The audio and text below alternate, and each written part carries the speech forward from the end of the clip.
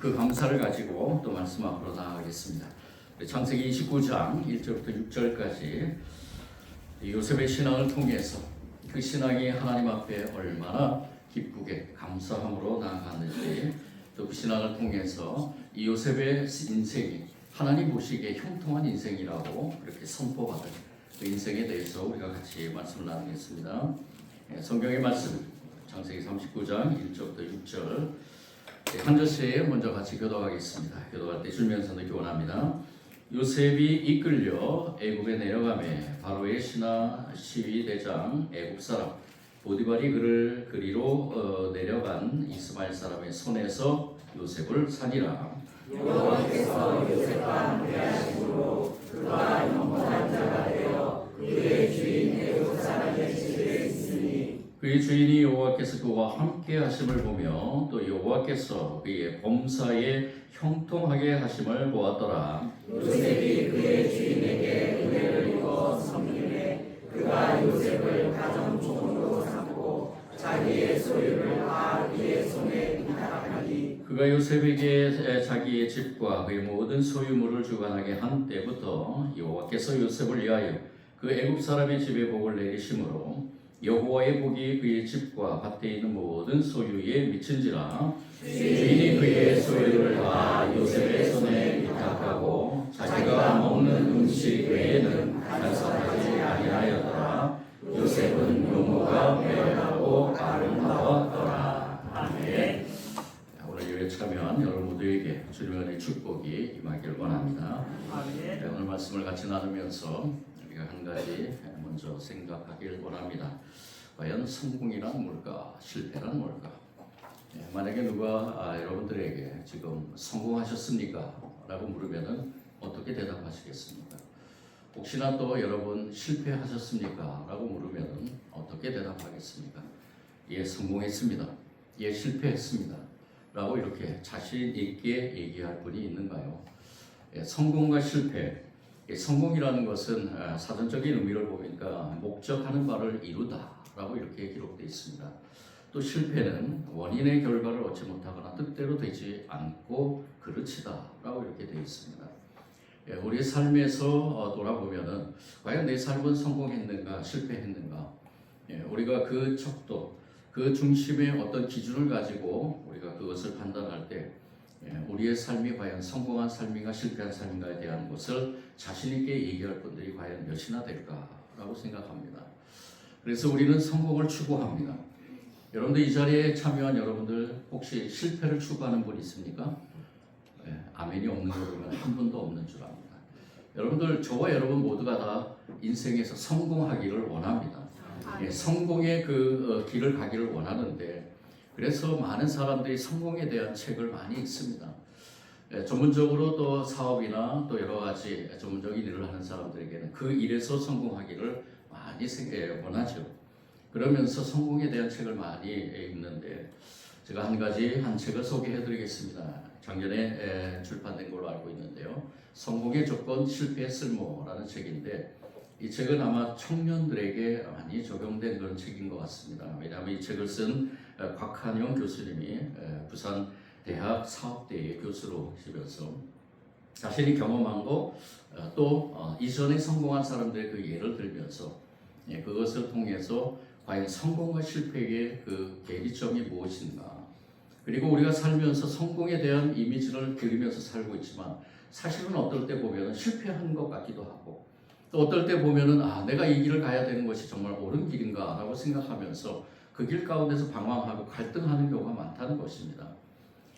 우리의 인생에서는 실패라는 이 부분에 대해서 도저히 묵과할 수 없다라고 얘기하면서 실패 없는 삶은 없다라고 이야기를 합니다. 실패 없는 삶은 없다.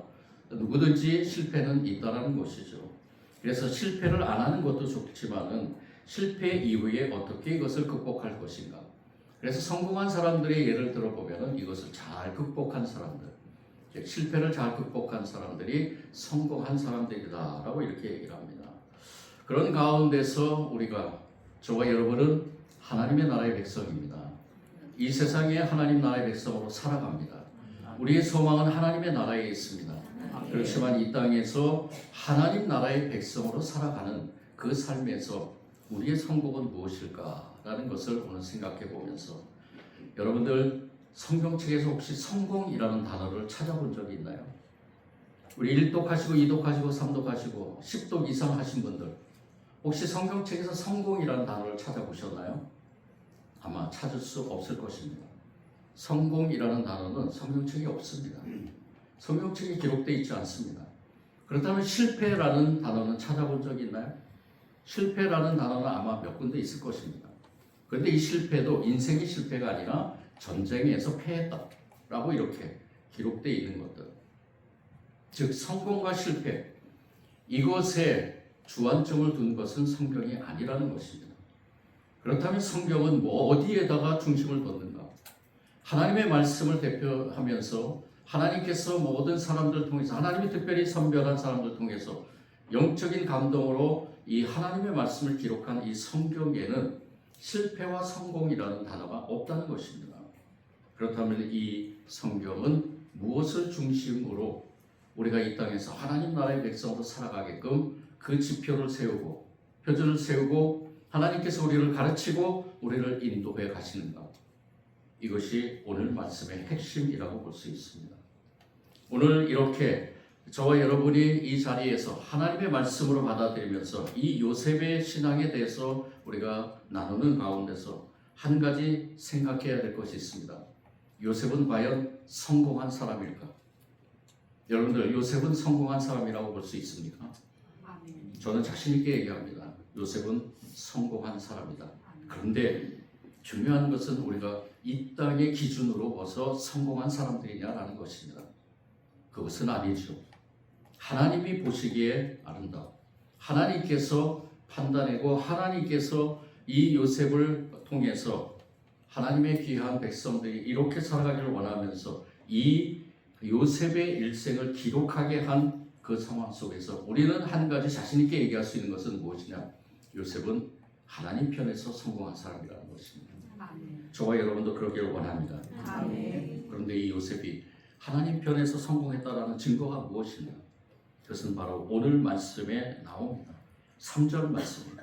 여호와께서 우리 같이 한번 3절 같이 한번 읽어보겠습니다. 시작. 그의 주인이 여호와께서 그와 함께 하심을 보며 또 여호와께서 그의 범사에 하게 하심을 보았더라.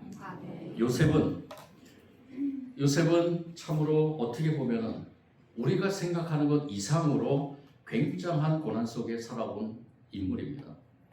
어떤 분은 요셉을 이 비유를 통해서 성공에 대한 것을 많이 얘기를 합니다. 또 그것에 대한 책도 쓰고요. 그리고 요셉이 성공한 그 비결 중에서 꿈이라는 것도 이야기를 합니다. 요셉은 꿈꾸는 사람이었다. 꿈의 사람이었다라고 얘기를 합니다. 그 꿈의 사람, 그러니까 요셉이 그 꿈을 꾸면서 꿈을 향해 가는 가운데서 과연 그 꿈 때문에 성공을 했는가? 라는 것을 생각해 보면은 그것은 정답이라고 볼 수 없습니다. 여러분들 한번 생각해 보십시오. 요셉은 과연 그 꿈을 향해서 갔는가? 라는 것입니다. 그 꿈이라는 것은 어떤 것일까? 한 예로 제가 이 말씀을 좀 드리면은 웃음이 나올 수 있는데요. 어떤 학부모가 우리 아마 아신 분도 계실 겁니다. 어떤 학부모가 아이를 키우면서 그 아이에게 우유를 계속 먹이는데 유치원 때는 아인슈타인 우유를 먹입니다. 머리 좋으라고요. 초등학교 때 다닐 때는 어떤 우유를 먹이느냐? 서울 우유를 먹입니다. 중학교 다닐 때는 그래도 좀 낫겠지 하면서 연세 우유를 먹였다는 거예요. 고등학교 때는 입학할 때는 인서울 하라고 건국 우유를 먹였다고 합니다. 고3 때는 어떤 우유를 먹였을까요? 지방이라도 대학에 들어가라고 저지방 우유를 먹였다. 무슨 이야기지만 우리의 현실이 그렇지 않습니까? 성공을 향해 나아갈 때 우리 다음 세대의 우리 자녀들, 이 자녀들에게도 성공이라는 하나의 프레임을 이 자녀들에게 씌우면서 그 자녀들이 인생 가운데서 성공해 나가기를 원하는 그 부모의 마음이 여기에 담겨 있지 않겠습니까? 우리도 부모로서 그렇게 자녀들을 키워왔습니다. 그런데 과연 성공이라는 그 지표에서 이 자녀들이 어떤 길을 가기를 원하는가 하는 것은 우리 하나님의 나라의 백성은 요셉의 예를 들면서 요셉의 그 비전을 통해서 아이들을 향해서 이 요셉의 꿈을 꾸게 해야 될 것이라는 것입니다. 요셉은 과연 어떤 꿈을 꿨는가? 요셉은 하나님과 동행하기를 원하는 꿈을 꿨습니다. 여러분들 잘 아시는 그 요셉의 꿈은요, 그냥 단편적인 꿈이 아닙니다. 하나의 상상으로 만들어낸 것이 아닙니다. 그리고 하나의 이 세상에서 성공이라는 그 지표를 내려준 그 꿈이 아니라는 것입니다. 요셉에게 보여줬던 이 꿈은 하나님이 너와 함께 하겠다는 것입니다. 하나님이 너의 인생을 이끌어 가겠다는 것입니다. 하나님이 너와 함께 하는 가운데서 어떠한 상황에서든지 나를 바라보면서 나의 뜻을 따라서 행하라라는 그러한 꿈의 메시지라는 것입니다. 이 꿈을 깨달은 이 요셉은 자신의 그 어려운 고난, 고통 속에서도 그 꿈을 향해서 한 발 한 발 걸어 나갔던 것입니다. 그래서 요셉은 꿈을 꾸는 사람, 꿈꾸는 자가 아니라 그와 더불어 가장 중요하게 여겨야 될 것은 요셉을 대표적으로 얘기할 것은 바로 성실한 사람이었다는 것입니다. 누구 앞에 성실한 사람일까요? 그렇죠. 하나님 앞에 성실한 사람입니다. 저와 여러분도 그렇게 되기를 원합니다. 하나님 앞에 성실한 사람. 오늘 이 3절의 후반부에 나오는 하나님께서 그의 범사에 형통하게 하시는 것 같더라. 보디발 주인에게 이 요셉에게 보인 그 보인 삶은 어떤 삶이었느냐? 하나님이 함께 하심으로 또 하나님의 함께 하심을 믿고 걸어가는 이 요셉의 모든 행동과 말과 모든 계획과 모든 것들이 하나님이 함께 하시는 것을 보게 되었다는 것입니다.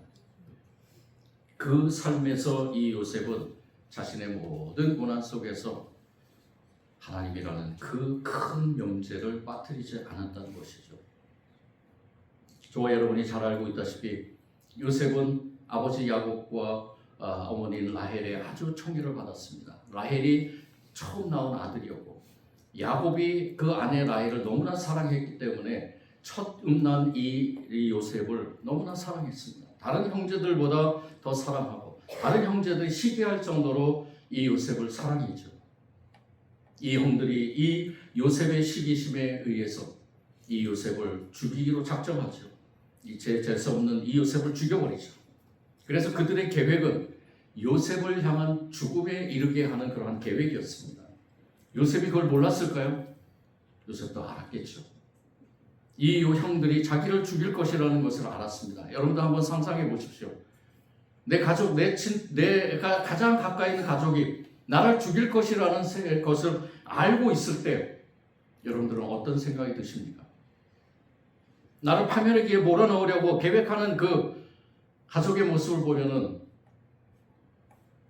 저와 여러분은 아마 미칠 것 같았을 것입니다. 어떻게 해야 될 것인가? 그 갈등 속에서 어떻게 해야 될 것인가? 그 무너진 그러한 심령 속에서 어떻게 해야 될 것인가? 우리는 아마 이러한 고통 속에 젖어 있었을 것입니다. 그런 가운데서 요셉은 어쩌어쩌 해서 그래도 애굽에 팔려 내려가서 오늘 말씀에 나오는 것처럼 애굽의 시위대장인 보디발의 집에 들어가게 됩니다. 자, 여러분들 아주 총애를 받았던 그 신분에서 17살입니다. 17살이면 지금의 고등학교 1학년이나 2학년 정도 되겠죠. 그 17살의 요셉이 종의 신분으로 완전히 바뀌어버리게 됩니다. 여러분들 같으면 어떻겠습니까? 저 같았으면 아마 미쳐 날뛰었을 것입니다. 아마 자살할까? 이 세상은 아무것도 아니지. 내가 이렇게 이 신분으로 살아가야 될 것인가? 이렇게 생각할 수도 있겠죠. 그런데 요셉을 보십시오. 요셉은 그 상황에서도 하나님을 바라보면서 하나님의 함께 하심을 믿고 그리고 성실하게 자기에게 맡겨진 일을 잘 감당해 나갑니다. 이것이 중요한 것이죠. 이것이 바로 호람데오의 신앙입니다. 하나님이 나를 어떤 상황에 처해 있게 하든지 그것은 하나님께서 나를 인도하셨다라는 믿음을 가지고 그 상황 속에서 비록 종의 신분이었지만 그 종의 신분에 대해서 이 요셉은 눈을 뜨면서 내가 어떻게 해야 될 것인가? 오늘 하루 내가 종의 신분으로 어떻게 살아가야 될 것인가? 종의 신분으로 내가 무엇을 해야 될 것인가? 종의 신분으로 내가 이 주인을 어떻게 기쁘게 할 것인가? 주인이 맡기신 이 일에 대해서 내가 어떻게 이것을 잘 할 것인가? 이 요셉은 성실함 그 자체로 하나님 앞에서 그 모든 일을 잘 감당해 나갔다는 것입니다. 그래서 주인인 보디발이 이 요셉을 향해서 은혜를 입어서 은혜를 입게 해서 총무로 삼고 자기의 소유를 다 이 요셉에게 맡기게 됩니다. 이제 종의 신분을 뛰어넘은 겁니다. 이 요셉이 한 일은 단 한 가지입니다. 고람대오의 신앙, 하나님 보시기에 아름답게 하나님이 원하시는 대로 하나님 나라의 백성으로 하나님께서 이 땅에 나를 보내시고 나를 이 땅에서 하나님 나라의 백성으로 살아가게 하셨기 때문에 나는 이 땅에서 하나님 나라의 백성으로 어떻게 살 것인가? 내 주인이신 하나님을 어떻게 기쁘게 할 것인가? 내 삶에서 주어진 이 상황에서 이 삶에서 나는 어떻게 감사할 것인가? 이 믿음의 고백을 가지고 어떠한 결과물이든지 그 결과에 순복하면서 그 자리에서 최선을 다해 성실하게 살아간 요셉의 신앙이 우리에게 다가온다는 것입니다. 고람대오의 신앙은 바로 이런 것입니다.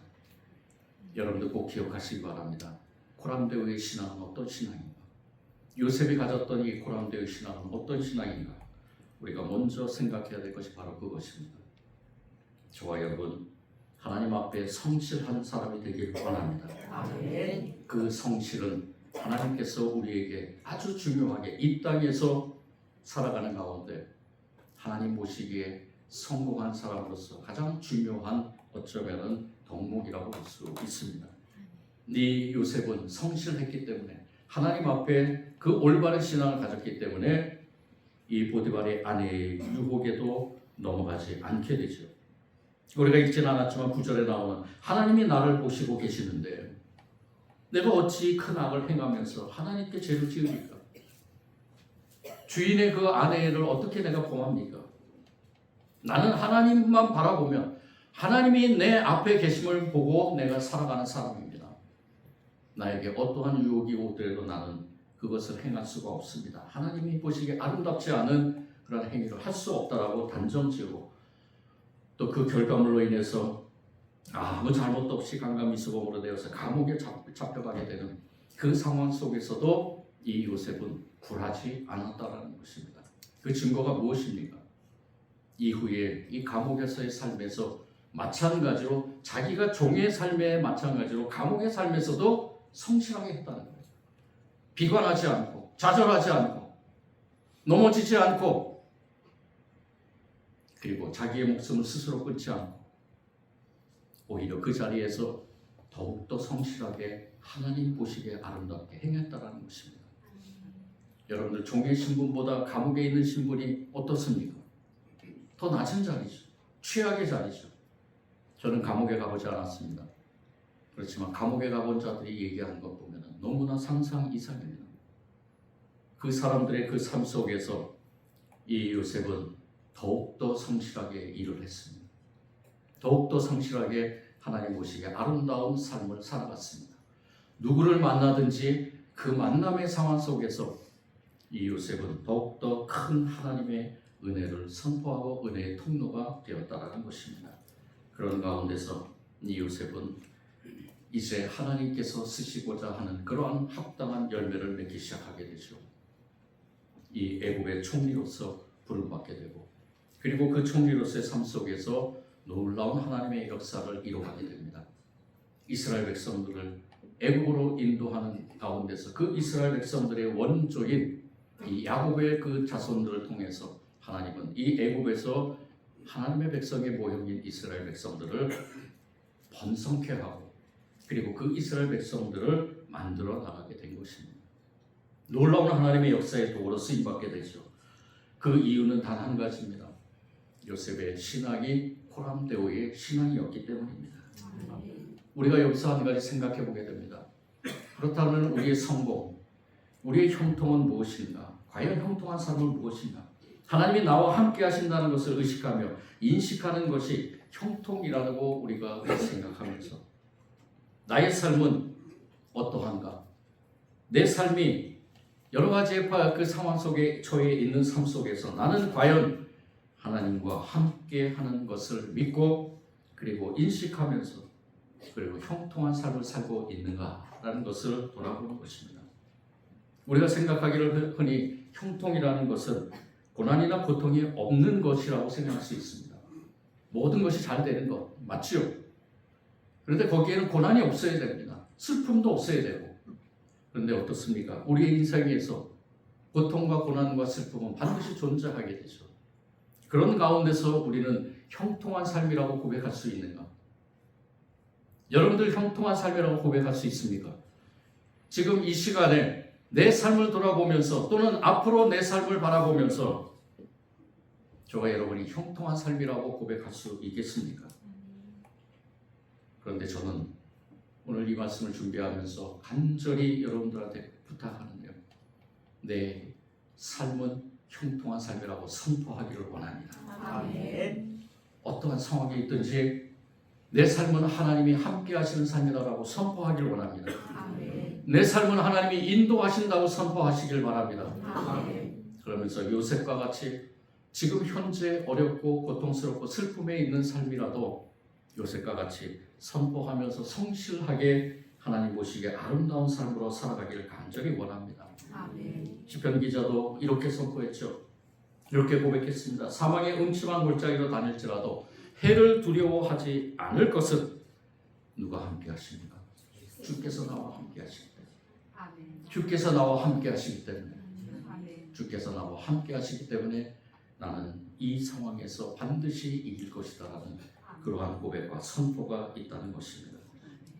요셉은 매일매일 살얼음판 가는 상황 속에서도 지금 내 모습을 하나님이 보고 계신다.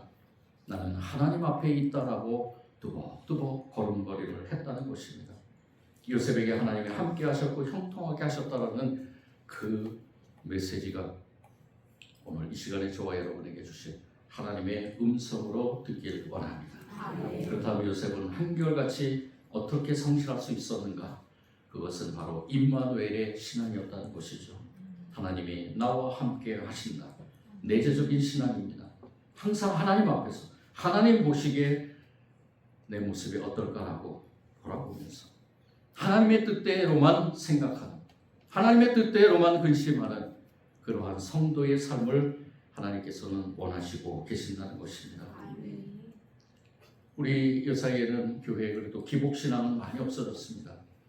근데 우리의 초창기 신앙에서 아주 기복신앙이 너무 많았습니다. 형통을 강조하면서 성공주의로 빠지게 만들었습니다. 예수를 믿으면 성공한다, 축복받는다, 복권을 사면서 기도하고 시험 공부 하나도 안 하면서 기도하고 답이 많이 보일 거다라고 기도하고 땅 투기하면서 기도하고 연봉에 올라가 좋은 대학을 가는 것이 형통이라고 생각하고 기도하고 그렇지만 하나님은 그것이 형통이고 성공이 아니라고 분명히 말씀합니다. 우리의 형통과 우리의 성공은 무엇입니까? 하나님 앞에서 성실하게 코람데오의 신앙을 가지고 내 삶의 모형이 어떻든 그 삶 속에서 하나님과 함께 동행하는 것이 바로 성공이라는 것입니다. 아멘. 여러분들 기억하시기 바랍니다. 성경에는 성공이 없습니다. 싸구려 성공주의의 마음을 팔지 마시고 하나님과 함께 동행함으로 성실하게 살아갈 때 그때 진정한 하나님 보시기에 형통한 성공한 삶이 우리에게 주어질 것입니다. 아멘. 하나님 앞에서 성실하게 하는 사람은 주변 사람을 또한 유익하게 만든다는 것을 알게 됩니다. 요셉은 주변 사람들, 많은 사람들, 가족으로부터 시작해서 많은 사람들에게 이 하나님의 축복의 통로가 되었다는 것을 알게 되죠. 39장 5절의 말씀 보면 그가 요셉에게 자기의 집과 그 모든 소유물을 주관하게 할 때부터 여호와께서 요셉을 위하여 애국 사람의 집에 복을 내리심으로 그 사람의 그 주인의 집에 복을 내리심으로 여호와의 복이 그 집과 밭에 있는 모든 소유에 미친지라. 얼마나 요셉이 하나님의 뜻대로 행하며 하나님 바라보며 하나님과 동행하면서 성실하게 했는지 종의 신분으로서 그것을 어떻게 얼마나 그것을 잘 감당했는지 그 집이 이전보다도 더 축복된 삶으로 보였다는 것입니다.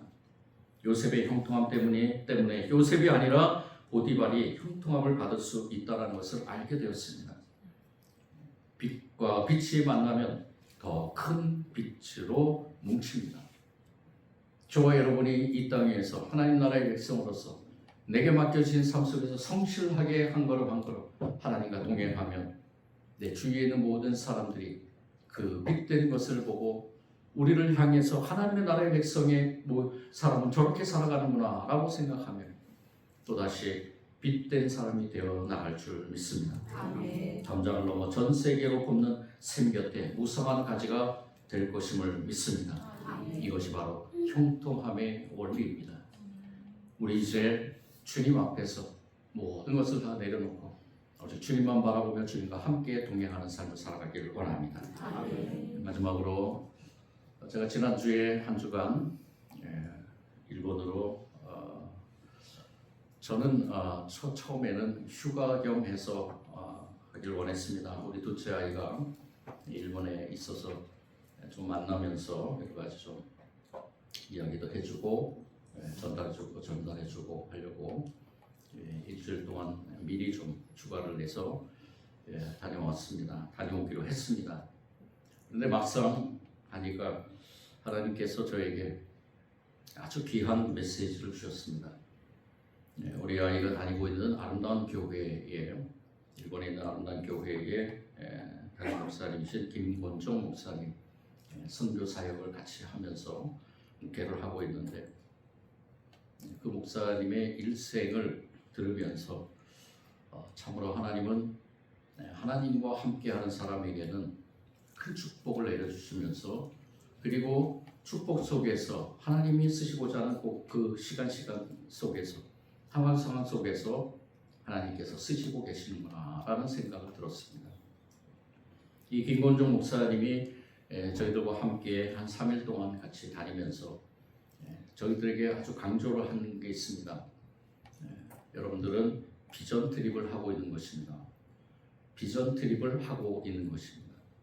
일본을 향해서 이전에 가졌던 모든 생각들을 다시 접어버리시고 하나님이 일본 사람들을 향한 그 마음을 한번 갖기를 원합니다. 일본 사람들에 대한 우리의 이전에 가졌던 모든 어떻게 보면 좀 안 좋은 것들을 다 내려놓고 새로운 시각으로 그들을 바라보면서 그들의 영혼을 위해 기도하는 그리고 그들의 영혼을 위해서 우리가 어떻게 해야 될 것인가를 고민하는 그런 시간들을 좀 가졌으면 좋겠습니다 라고 했습니다. 그래서 그 3일 동안 그 생각을 가지면서 이 목사님의 간증을 듣는 가운데서 이 목사님이 몇 년 전에 아들을 잃고 그리고 지금은 사모님도 아주 그 면역 결핍증이라는 질병을 앓으면서 그런 가운데서도 자신이 맡겨주신 그 사명을 감당하는 가운데 많은 좌절을 했다고 합니다. 절망도 하고요. 왜 나를 하나님께서 이 김건종 목사님은 여러분도 아실 것입니다. 이분이 의학계에서는 좀 알아주는 사람이라고 하는데요. 키토사민하고 글루코사민, 프로바이오틱스 이것들을 연구해서 만들어서 지금도 판매하고 사업을 하고 있습니다. 돈에 대해서는 부족한 분이 아닙니다. 많은 그 의료 사업을 하고 있는데도 이 마음에 계속해서 하나님이 부르신 것에 대해서 응답하면서 목사로서 선교사로서 일본에서 그 사역을 하고 있는데 그의 마음속에 아직도 해결되지 못하는 그 무엇인가를 계속 나누는 가운데 그래도 이 목사님은 철저하게 하나님이 자신과 함께 한다는 생각을 가지시고 그리고 자신의 이 모든 것들이 다 하나님께서 자신을 통해서 이 일본에 복음을 전하라는 그 사명인 줄 알고 그렇게 지금까지 사명을 감당하고 있다라고 얘기를 합니다. 이것이 코람데오의 신앙이라는 것이죠. 자신의 상황이 어떠한 것이든 자신의 그러한 삶의 모형이 어떤 것이든 그 삶 속에서 코람데오의 신앙을 갖는다는 건 아주 중요하다는 것입니다. 저와 여러분에게 주신 하나님의 귀한 축복이 이 코람데오의 신앙을 통해서 귀한 열매로 형통의 열매로 성공의 열매로 맺기를 원합니다. 아멘. 하나님은 저와 여러분을 사랑하십니다. 아멘. 분명히 사랑하십니다. 아멘. 그리고 저와 여러분 하나님 나라의 백성으로 살아가게 만듭니다. 그 삶 속에서 우리도 요셉과 같이 보람되의 신앙으로 매 순간순간 닥쳐오는 모든 일들 속에서 승리하기를 원합니다. 아멘. 하나님 감사합니다. 귀한 신앙의 삶 속에서 모든 것을 이루어가길 원하시는 하나님께서 주님의 그 뜻을 이루어가길 원하시는 그러한 우리의 신앙의 삶에서 보람되의 신앙이 얼마나 중요한가. 주님 그 신앙의 삶의 문에 우리의 성실함이 담겨있고 하나님을 향한 우리의 믿음이 절대로 어떤 상황에서든지 변하지 않도록 우리를 주관하여 주셔서 주님의 뜻대로만 행하는 우리의 삶을 통해 주님의 영광 드러내게 하여 주옵소서. 시간 귀한 말씀으로 다시 한번 새 힘을 주고 또 때로는 치유되게 하시고 때로는 회복되게 하심을 믿고 감사드리며 예수님 이름으로 기도드립니다. 아멘.